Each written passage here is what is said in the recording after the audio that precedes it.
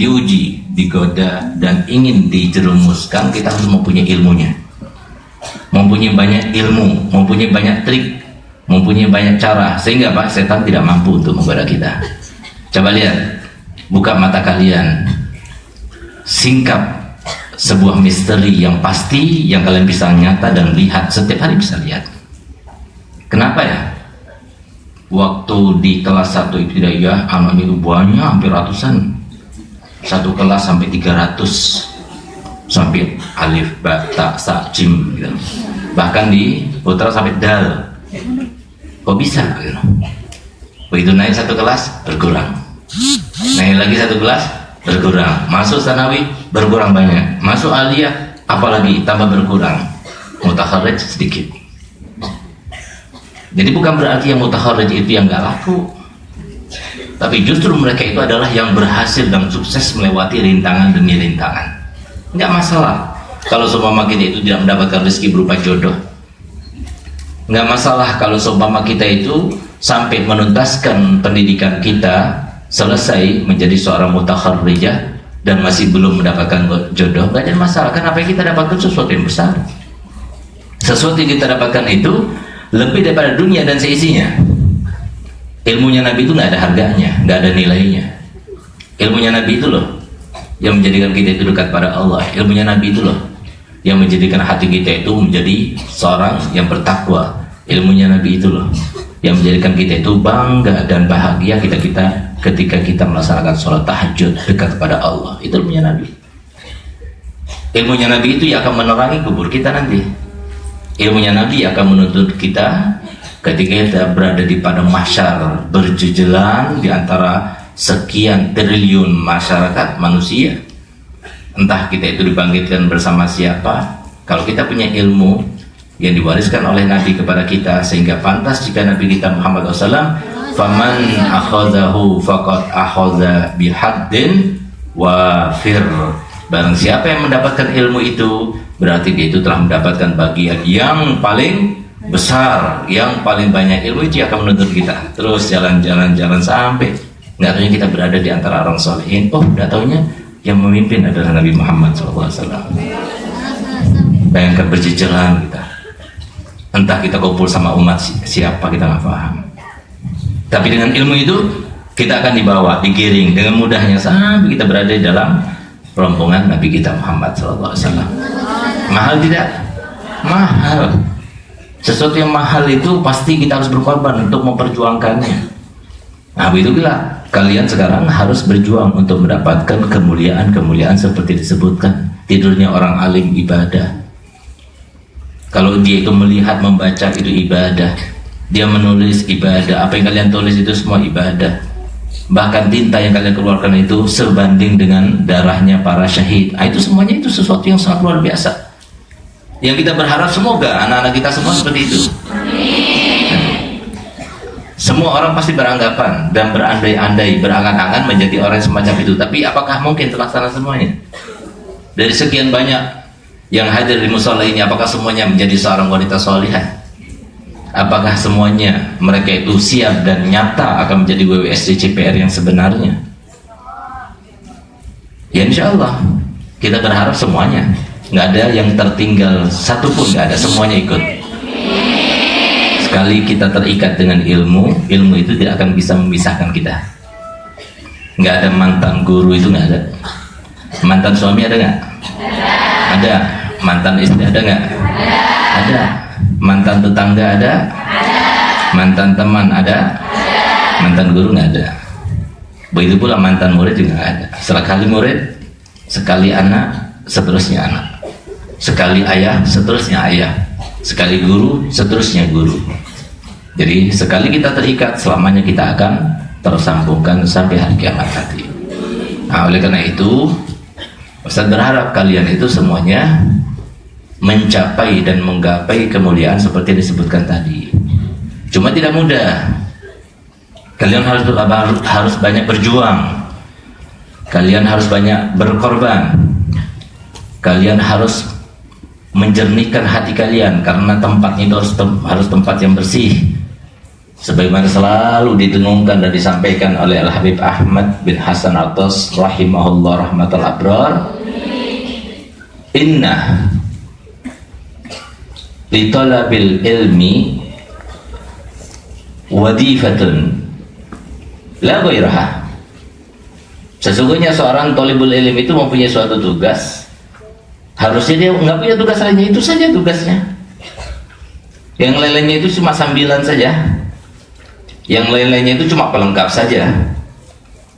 Tapi suatu yang harus diperhatikan, sesuatu yang harus diutamakan oleh seorang thalibul ilm itu adalah apa itu? Fi tasfiyati qalbih, yaitu berusaha untuk membersihkan hatinya, karena hati itu tempatnya ilmu.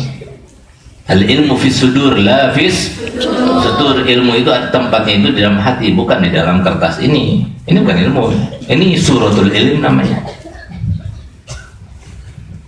Al ilmu yu'rafu bil khasyah.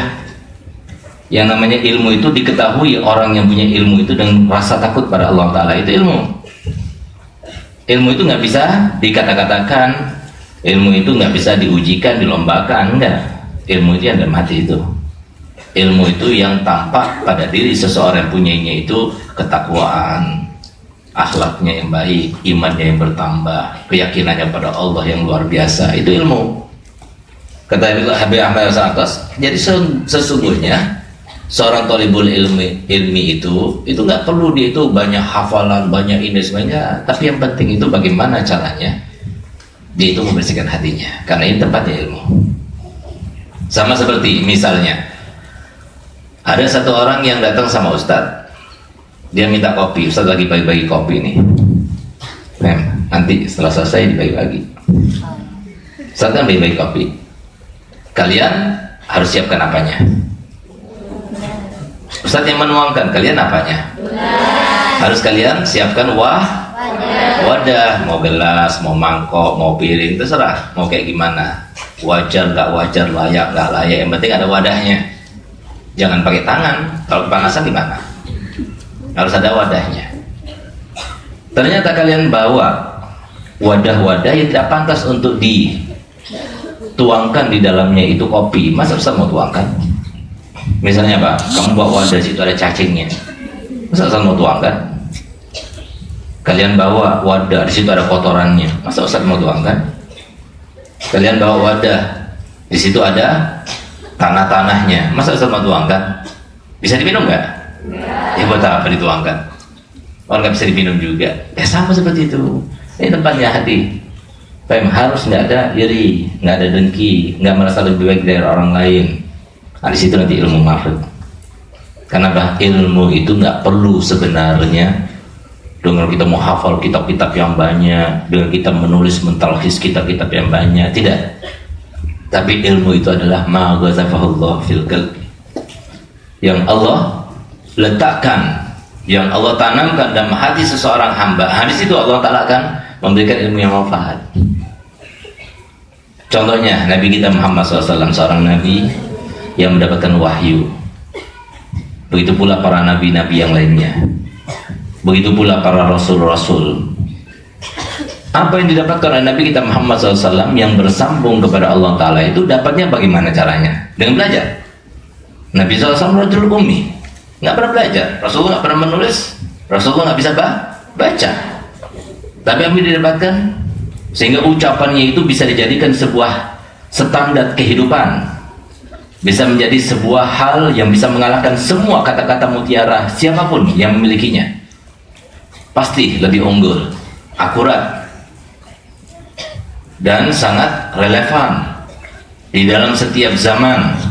Itu ucapannya Nabi SAW. Dari mana Nabi SAW belajar? Belajar pada siapa? Pamannya? Tidak. Belajar pada siapa? Dapatannya dari siapa? Dari Allah SWT. Modalnya apa? Kebersihan hati. Para nabi seperti itu, para rasul seperti itu. Cuma bedanya kalau manusia mendapatkan yang semacam itu dengan melalui ilham.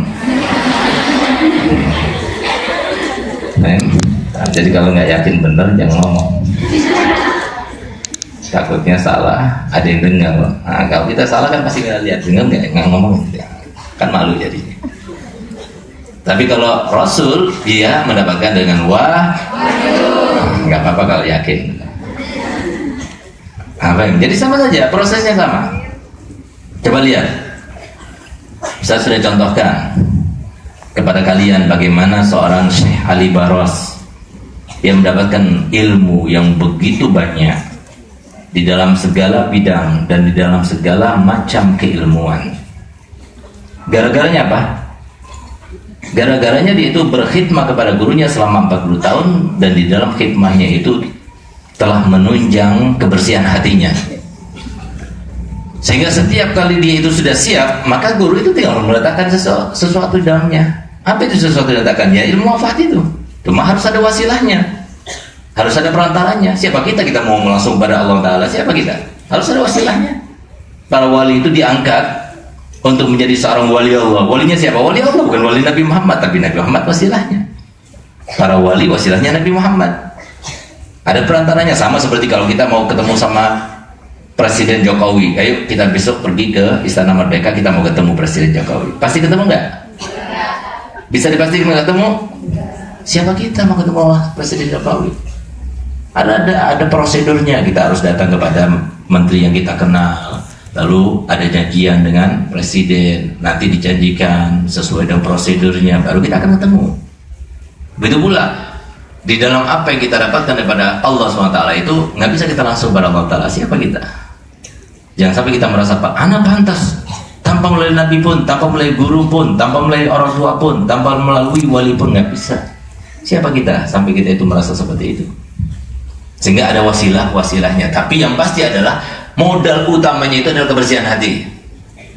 Jangan kita merasa lebih baik dari orang lain. Jangan ada kendala di dalam diri kita. Ingat, kendala yang terbesar yang dapat mencegah rahmatnya Allah, kita menjadi orang durhaka sama orang tua. Jangan hilangkan itu. Kalau kita masih durhaka sama orang tua, nggak bakalan punya ilmu yang mampu, nggak bakalan.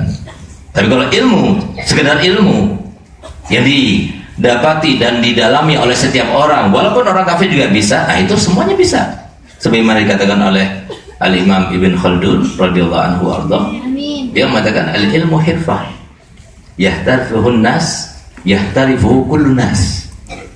Ilmu itu adalah sebuah pekerjaan yang semua orang dapat mempelajarinya, lalu mengajarkannya, lalu bisa dijadikan sebagai pekerjaannya. Semua orang seperti itu, ilmu.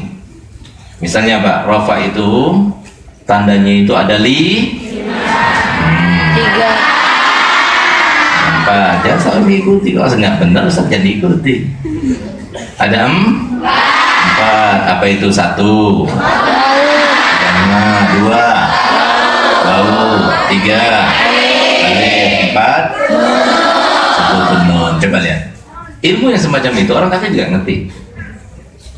Ilmu yang semacam itu mau di nahwu, mau di balaghah, mau di tauhid, mau di tafsir, mau di hadis, semuanya itu bisa mempelajarinya. Walaupun orang kafir. Walaupun seorang mustasyrik orientalis yang mereka itu belajar untuk merusak Islam dari dalamnya, bisa mereka mempelajarinya. Nah, cuma bukan itu ilmu yang manfaat.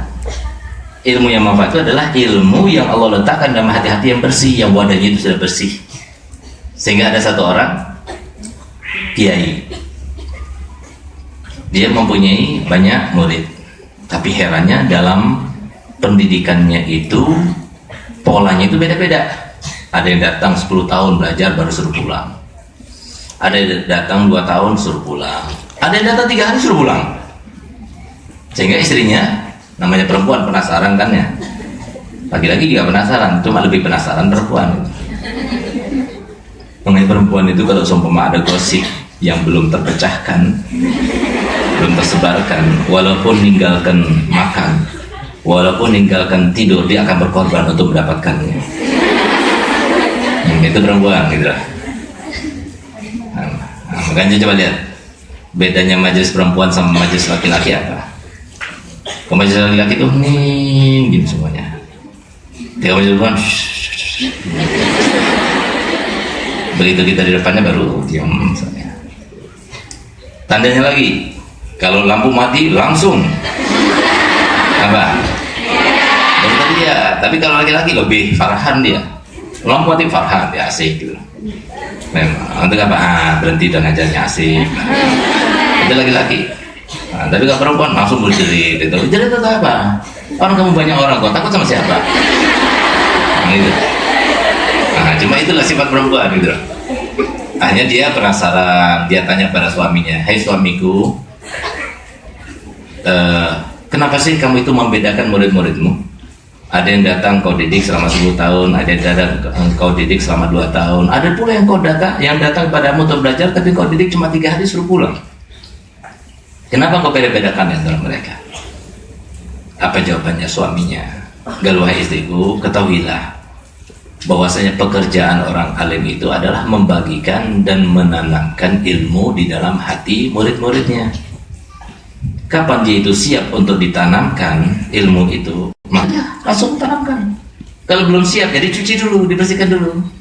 Sampai kalau sudah siap, baru tanamkan. Sehingga persiapan pemberian, penanaman ilmu itu tergantung pada persiapannya. Ada persiapannya yang membutuhkan pada 10 tahun, ada yang 2 tahun, ada yang cukup 3 hari.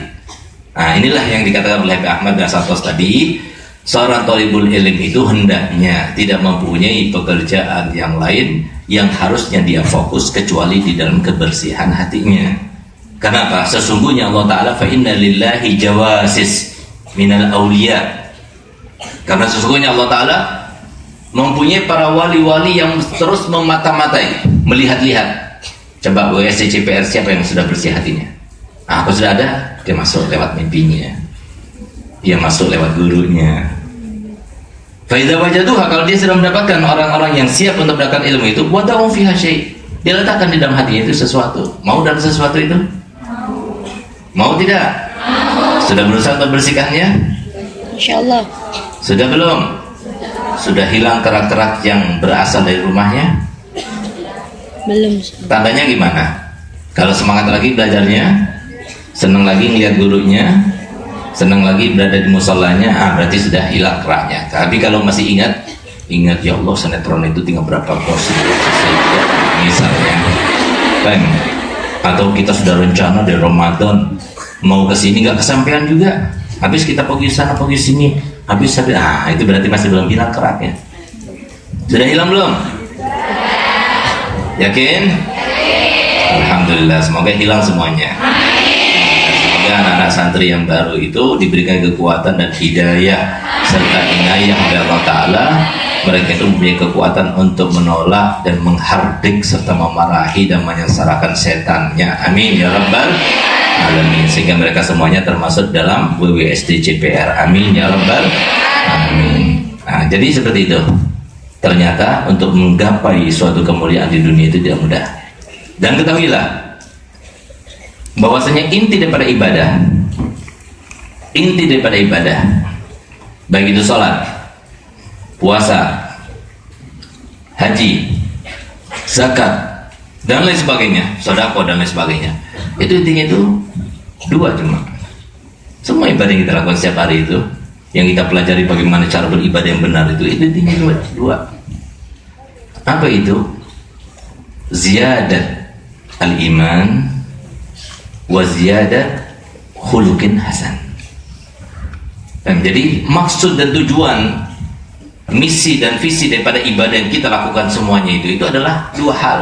Bagaimana kita menambah iman, bagaimana kita menambah akhlak yang baik. Sehingga tandanya ibadah kita diterima itu ya dua ini. Coba lihat. Tanda seorang santriwati dengan yang bukan santriwati itu apa? Tandanya itu adalah dia lebih bertakwa, akhlaknya lebih mulia, budi pekertinya lebih luhur, tutur katanya lebih lembut, kepada orang tuanya lebih berbakti, kepada tetangganya lebih menjaga hak mereka, dan lain sebagainya. Itu tandanya kan? Coba lihat. Kenapa kok banyak murid-murid kok tetap bertambah? Kenapa? Padahal kita nggak pernah masang baliho, kita nggak pernah promosi. Nanti pendaftaran tahun apa? Ajaran ini tanggal sekian, jangan lewatkan misalnya. Kan nggak pernah. Tapi mereka itu datang ke sini untuk belajar, sudah mantap dari rumahnya. Kenapa? Karena dia lihat mungkin temannya kok dulunya berani sama orang tua, sekarang udah lainnya. Orang tuanya merasa sendiri, masya Allah anakku sebelum masuk pondok beraninya kepada orang tua luar biasa. diperintah-perintah malah membantah, bahkan dia itu marah-marah kalau dibangunin dari tidurnya, tiba-tiba pulang dari dalwa, dia cium kaki ibunya misalnya. Sudah kalian laksanakan semuanya? Sudah. Alhamdulillah. Gimana ibunya? Hah? Nangis kan? Nah, itu bikin bangga orang tua. Dosa-dosa kita yang lalu itu asalkan orang tua kita ridha, semua Allah ridha kepada kita. Basyiril Mukmin. bar falyamalil baru an ya'mal falan yadkhulan nar wal ya'malil aqu ma syaa ya'mal falan yadkhulal jannah. Beri kabar gembira kepada mereka orang yang berbakti pada orang tuanya, lakukan apapun dosa yang dilakukan asalkan orang tua ridho pada dia, maka Allah juga ridho padanya. Dan beri kabar gembira, tapi sebaliknya, kabar gembira mengejek, maksudnya kata Nabi SAW, kepada mereka yang durhaka pada orang tuanya, apapun yang mereka lakukan, walaupun di pondok selama mungkin, walaupun dia itu belajar sampai menghatamkan beberapa kitab hadis, walaupun dia sedekah sekian banyak, walaupun dia umrah, walaupun dia haji, tapi kalau dia durhaka sama orang tuanya, maka Allah tetap murka kepada dia. Ridallah fi ridal walidain, sakhatullah fi sakhatil walidain. Siapa walidain di sini selain orang tua kita, guru kita, dan yang ketiga yang kalian nanti itu adalah mertua. Lebih sayang kepada mertua apa kepada guru? Belum pengalaman sudah bisa menjawab. Tentunya yang harus kalian sayangi lebih adalah guru. Kenapa? Guru itu menyelamatkan dunia dan akhirat. Tapi kalau mereka cuma menyelamatkan dunia, dalam urusan langkah kita terkait dengan akhirat, maka kita lebih pasrah kepada guru ketimbang orang tua. Tapi jangan sampai kita jadikan antara keduanya itu saling bertubrukan atau bertentangan, tidak, tapi di lobby. Kasih tahu. Kenapa? Karena sesungguhnya yang terjadi di dunia itu kalau tanpa tidak sesuai dengan syariat, tanpa tidak sesuai dengan keinginan kita, tanpa tidak sesuai dengan kehendak kita, ketahuilah yang terjadi itu seperti yang disampaikan Allah Ta'ala dalam Al-Quran, wa idza khatabahumul jahiluna qalu salama. Kalau semua ada orang yang bodoh, yang nggak mengerti, yang nggak tahu, yang nggak paham, dia melakukan suatu tindakan yang kita tidak sukai, mengucapkan suatu ucapan yang kita tidak sukai, maka ketahuilah bahwasanya mereka itu melakukannya karena dia itu nggak tahu. La yastawi alladziina ya'lamuna wal ladziina sama, atau orang yang tahu dengan orang yang nggak tahu, namanya juga nggak tahu. Seperti anak-anak baru sekarang ini, coba lihat, kan ini musimnya, Ustaz lagi lewat, mereka jalan-jalan di depan Ustaz, kan musimnya nih. Nanti sebulan 2 bulan udah nggak lagi gitu. Kenapa? Ya maklum, namanya juga anak baru. Kalian juga dulu waktu belajar pondok juga seperti itu kan. Nah, nanti kasih tahu, Ustaz diam berhenti ya. Nanti kasih tahu sampai akhirnya 2 bulan lagi, 3 bulan lagi anak baru nggak ada, ketika Ustaz lewat pasti dia berhenti dulu. Nah, pasti dia berhenti nggak jalan di depan Ustaz. Nah, kenapa? Tahu sudah. Sama seperti itu. Jadi kalau kita menghadapi orang nggak tahu, ya maklumin. Jangan sampai kita benci, jangan sampai kita marah. Kalau orang tahu bahwasanya akibat daripada dosa menyakiti orang dengan perkataan kita, dengan tindakan kita, dengan ucapan kita dan sebagainya, dosanya itu seperti dikatakan Nabi SAW, man kassara qalba mu'minin faka'annama haddamal ka'bata sab'ina maratan. Barang siapa yang menyakiti hati orang mukmin walaupun dengan hanya 1 kalimat, itu dosanya sama seperti menghancurkan Ka'bah sebanyak 70 kali. Kalau orang tahu, dia mau melaksanakannya, dia mau melakukannya, ya bakal mau. Cuma masalahnya dia nggak tahu, dia nggak paham. Coba lihat bagaimana Nabi SAW ketika dipaksa oleh malaikat Jibril, karena dia geram melihat Nabi kita Muhammad SAW, bajunya yang putih warnanya merah, sendalnya yang bersih, kemudian berlumuran darah. Dia nggak terima, maka dia itu perintahkan sebagai muridnya, Jibril adalah gurunya Nabi Muhammad, untuk berdoa kepada Allah Ta'ala kepada ahli Taif. Dipaksakan untuk meminta kepada Allah supaya diazab mereka, sebagaimana para nabi-nabi sebelumnya telah memintakan azab kepada umatnya. Tapi Nabi menolak, nggak mau. Ditawarkan 2 malaikat yang menjaga gunung untuk supaya gunung itu diangkat, lalu kemudian ditumbrukkan di atas mereka supaya mereka binasa saat itu juga, nggak mau. Ditawarkan tempat mereka berpijak itu, tempat mereka tinggal itu akan diangkat sampai pertengahan lagi, lalu kemudian dikembalikan lagi dalam keadaan terbalik, nggak mau juga. Akhirnya apa? Nabi SAW mengangkat tangannya dan melihat ke atas langit dan dia mengatakan malam yakun bika alayya ghadabun fala ubali. Yang penting kau ya Allah ridha kepadaku. Selama kau ridha kepadaku walaupun aku dalam keadaan sengsara, walaupun mereka memukulku, walaupun mereka melukaiku, walaupun malaikat Jibril memaksaku, walaupun yang penting kau ridha, fala ubali, aku tidak peduli. Lalu dia katakan Allahumma firli qaumi fa innahum La ya'lamu. ya Allah ampunkan dosa-dosa umatku. Mereka itu begitu karena mereka tidak tahu kalau aku ini adalah nabinya. Nah, jadi kalau sama kita di dalam berdakwah, di dalam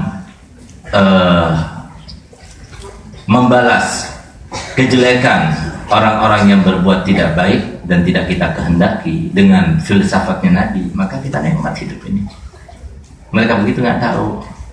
Ada orang jalan, akhirnya karena dia itu kesal sama seseorang misalnya, itu yang namanya tangannya itu gerak-gerak kena orang. Akhirnya karena kena orang dimarahi sama orang itu, ya kan? Kalau orang itu tahu kalau seumpama dia nggak sengaja, ada nggak sih orang itu yang sengaja untuk dimarahi? Pernah kamu itu merencanakan hari ini aku harus memarahi orang 100 kali misalnya? Pernah? Dan ada seseorang yang berangan-angan atau berdoa dari pagi, ya Allah semoga aku dimarahin orang pada hari ini. Tidak. Ada harapan tidak? Didoakan tidak? Disengaja juga tidak. Masa ada sih seseorang itu yang mau dimarahin orang? Jadi artinya kalau semua terjadi sesuatu yang tanpa sengaja, lakukan, pastikan bahwasanya dia itu melakukannya itu tanpa sengaja. Kenapa kita marahi? Dan toh yang bergerak itu adalah takdirnya Allah.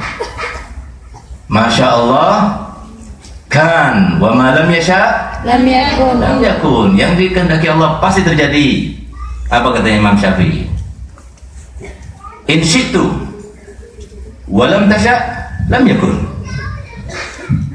Wa in tasha'u wa in lam asha yakun. Jika aku mau tapi engkau tidak mau, enggak apa-apa terlaksana. Jika engkau mau, walaupun aku tidak mau, pasti akan terlaksana.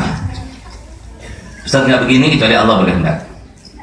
Ucapan Ustaz dari mulai awal sampai akhir nggak ada persiapan, tapi semua dari Allah. Subhanaka la ilma lana illa ma 'allamtana. Kalau ada yang baik, itu semata-mata dari Allah. Kalau ada yang buruk, nggak baik, itu dari Ustaz. Karena kelemahan Ustaz sebagai manusia. Itu yang terjadi. Semua gerakan, semua ungkapan, semua lintasan, semua tindakan, semuanya itu berasal daripada Allah. Nah, sehingga bagaimana kita akan menyalahkan orang itu? Nah, kecuali kalau semua itu kita membenahi supaya orang itu tidak salah melulu, karena Nabi SAW bersabda dalam hadisnya, la yadkhulul mu'min fil juhri marratain, supaya nggak masuk ke dalam lubang sampai 2 kali, makanya ditegur. Tapi kalau orang menegurnya karena hawa nafsu dengan orang yang menegurnya dengan hati karena Allah itu beda. Misalnya orang tua menegur anaknya dipukul, mukulnya itu nggak tega dia. Siapa sih yang mentega? Anak kita dipukul sama orang lain nggak tega. Kita sendiri apalagi. Cuma kita itu memukulnya kenapa? Kita berharap anak ini jadi orang yang baik. Walaupun yang namanya teguran kita itu harus dengan pukulan supaya dia itu tidak mengulangi lagi. Dengan harapan apa yang disampaikan Nabi SAW itu benar-benar terlaksana di dalam anak itu, yaitu apa? La yadkhul mu'min fil juhri marratain, itu maksudnya. Ngerti nggak? Jadi beda. Ya, orang tua itu setelah mukul, dia habis itu langsung ketawa, langsung dirayu, langsung dia belai dan sebagainya. Itu orang tua, karena dia itu memukulnya itu bukan dari hati. Nah, beda kalau semua kita itu marah dari hati karena hawa nafsu, itu tidak sepatutnya. Nah, oleh karena itu kita semua sekarang berada di pesantren ini, maksudnya akan dididik untuk menjadi seorang pendidik, dan kalian semua akan menjadi seorang pendidik semuanya. Paling tidak anak-anak kalian pasti kalian akan mendidiknya. Kalau kalian dari sekarang tidak dikaitkan dan dipautkan dengan Allah SWT, maka bagaimana kalian akan mendapatkan kemuliaan? Karena Allah Ta'ala sudah menegaskan dalam Al-Quran, fa innal izzata lillahi jami'a. Ini namanya kemuliaan terkait dengan apapun, harta benda, yang namanya jabatan, yang namanya penghormatan orang, yang namanya kemuliaan yang lainnya, semuanya itu di tangan Allah. Di tangan Allah. Di mana di tangan Allah? Nggak mungkin kita itu melihat kepada Allah Ta'ala langsung, tidak. Tapi di tangan Allah maksudnya apa? Di dalam syariat yang dibawa oleh Nabi kita Muhammad SAW. Yang menjalankan syariat, dia akan bahagia hidupnya. Yang berjalan di dalam rel syariat pasti dia akan mulia hidupnya. Yang berjalan dalam rel syariat pasti dia itu akan aman hidupnya, sentosa hidupnya, sejahtera hidupnya, itu pasti, nggak mungkin luput, nggak mungkin salah.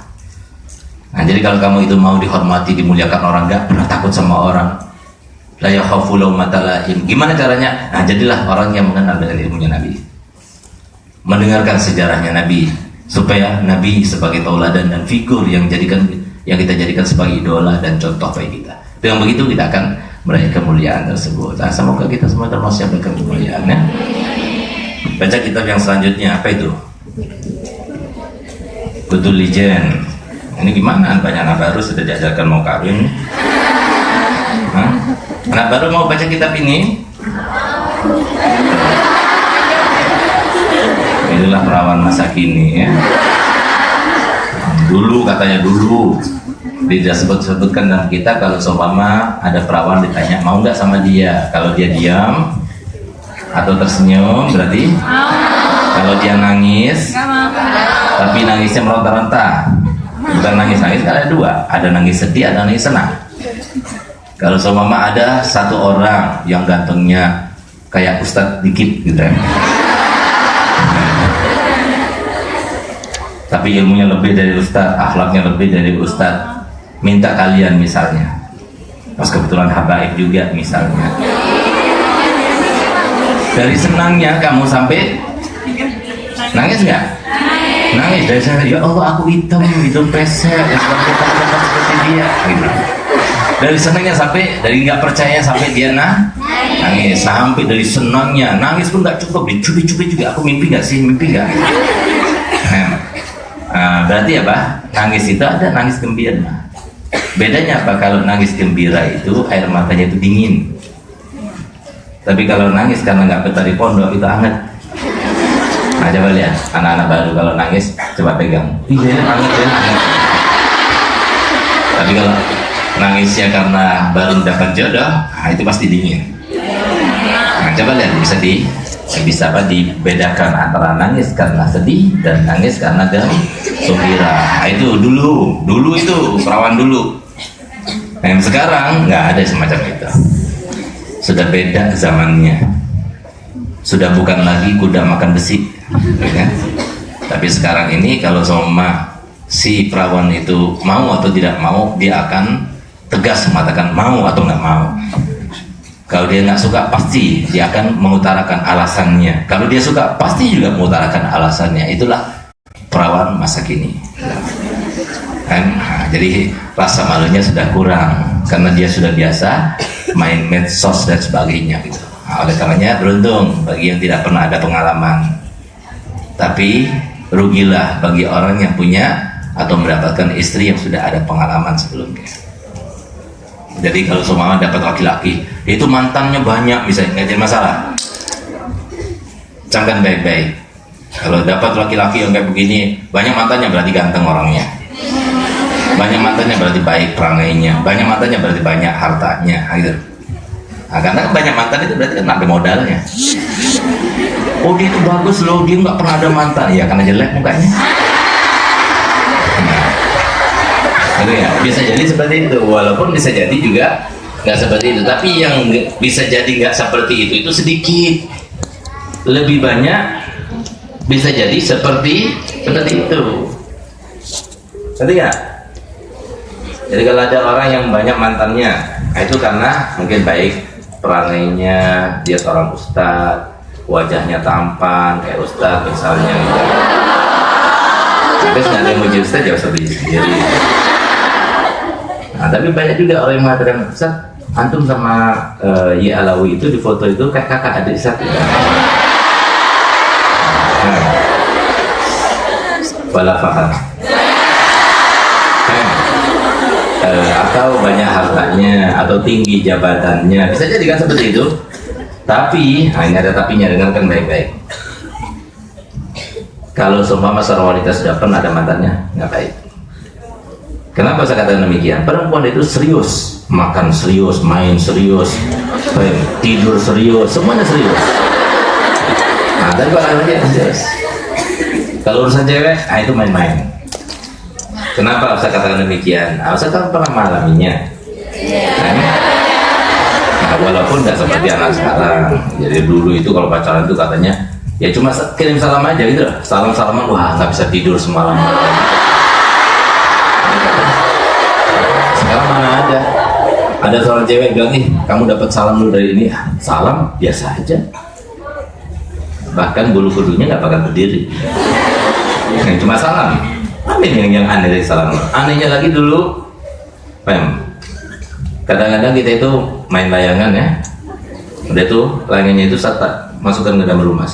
Di situ ada I love you misalnya. Jangan ada yang pakai sekarang seperti itu. Ya seperti itu aja. Udah itu wah bang.